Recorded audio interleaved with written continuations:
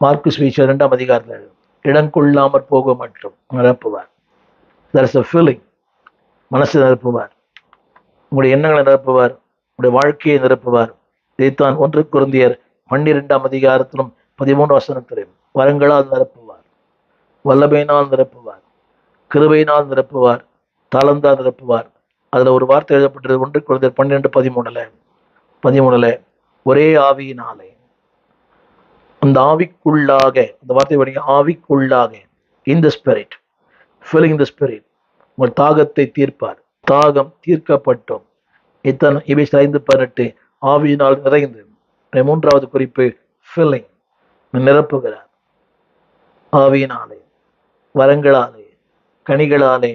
அன்பானவர்களே, அன்பினால், சந்தோஷத்தால், சமாதானத்தால், நீடிய பொறுமையினால், தயவினால்,